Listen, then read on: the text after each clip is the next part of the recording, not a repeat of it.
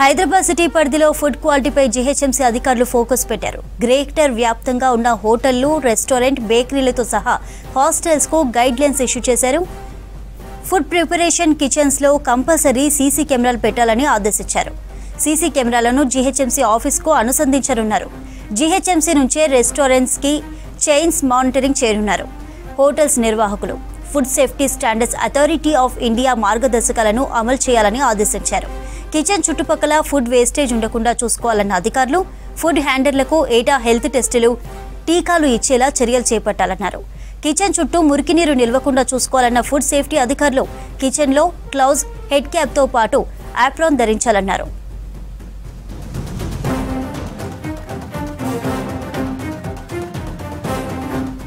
ఇదే అంశంపై మరింత సమాచారం అందించడానికి సదానందం లైవ్ లో ఉన్నారు. సదా, డీటెయిల్స్ ఏంటి?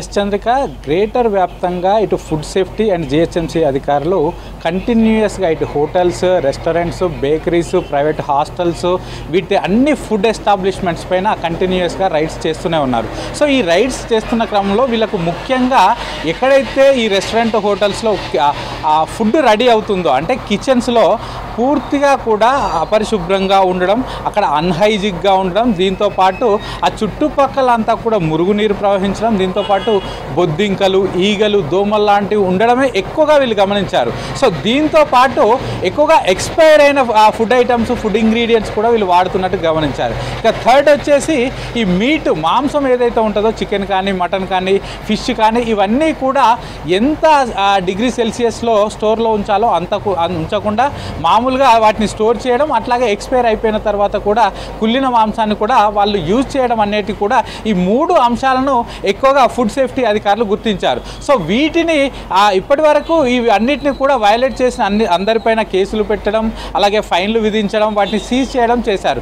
సో ఇది ఇలాగే కంటిన్యూ అయితే ఫుడ్ తినేవారికి, ఎవరైతే రెస్టారెంట్, హోటల్స్, బేకరీస్కి వచ్చి ఫుడ్ తింటారో వాళ్ళకి ఇంకా ఇబ్బందులు అవుతాయి. కాబట్టి దీనిపైన ఒక పర్మనెంట్ సొల్యూషన్ తీసుకురావడానికి food safety and standard authority of India ఇచ్చిన ఏవైతే గైడ్ లైన్స్ ఉన్నాయో వాటన్నిటినీ గ్రేటర్ పరిధిలో ఉన్న అన్ని రెస్టారెంట్స్, హోటళ్ళు అన్నీ కూడా ఫాలో అవ్వాలంటూ కూడా ఆదేశాలు జారీ చేశారు. సో దీనిలో ముఖ్యంగా ప్రతి రెస్టారెంటు, బేకరీ, అలాగే వీటికి సంబంధించినటువంటి కిచెన్లో 50 మందికి ఎక్కువగా ఈ ఫుడ్ సీటింగ్ ఉంటుందో అట్లాంటి ఎస్టాబ్లిష్మెంట్స్ అన్నీ కూడా వాళ్ళ కిచెన్స్లో తప్పకుండా సీసీ కెమెరాలు ఏర్పాటు చేయాలి.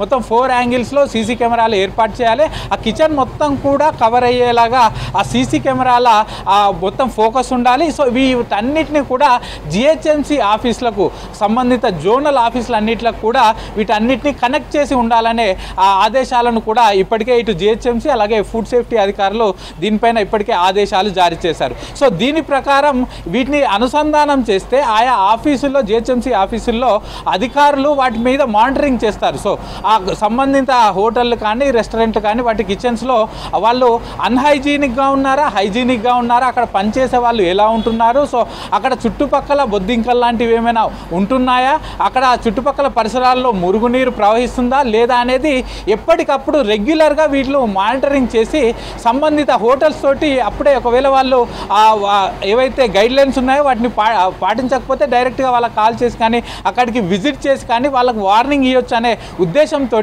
ప్రతి కిచెన్లో ఈ సీసీ కెమెరాలు ఏర్పాటు చేసి వాటిని వీటన్నింటికి కూడా లింక్ చేయాలంటూ కూడా ఇప్పటికే ఆదేశాలు జారీ చేశారు. ఇక దీంతో పాటు ఫుడ్ ఇంగ్రీడియంట్స్ అన్నీ కూడా FEFO అలాగే FIFOకు సంబంధించిన పర్మిషన్ ఉన్న ఆ స్టోర్స్ నుంచి మాత్రమే కొనుగోలు చేయాలంటూ కూడా ఒక నిబంధనలు పెట్టారు. సో దీని ద్వారా, ఎందుకంటే వాళ్ళు ఎక్స్పైర్ అయిన ఫుడ్ ఐటమ్స్ని అమ్మరు. సో ఆ ఫుడ్ ఐటమ్స్ ఏవైతే వీళ్ళు ఫుడ్ ఇంగ్రీడియంట్స్ తెస్తారో ఆ సెమీ కుక్డ్ కానీ, లేకపోతే ఆ ఫుడ్ ఇంగ్రీడియంట్స్ కానీ, ఇవి ఫుడ్ కలర్స్ కానీ, ఇవన్నీ కూడా FEFO అలాగే FIFO వీటి స్టాండర్డ్స్ వీటి అనుమతి తీసుకునే అయితే ఎట్లాంటి ఇబ్బంది ఉండదు. కాబట్టి వాటి నుంచే ఫుడ్ ఇంగ్రీడియంట్స్ కొనుగోలు చేయాలంటూ కూడా వీళ్ళందరికీ కూడా ఆదేశాలు జారీ చేశారు. ఇక ఇదే కాకుండా ఎవరైతే ఎవరైతే ఫుడ్ వర్కర్స్ ఉంటారో కిచెన్లో పనిచేసే వాళ్ళంతా కూడా తప్పకుండా హెడ్ క్యాప్ ధరించాలి, అలాగే గ్లౌజులు ధరించాలి.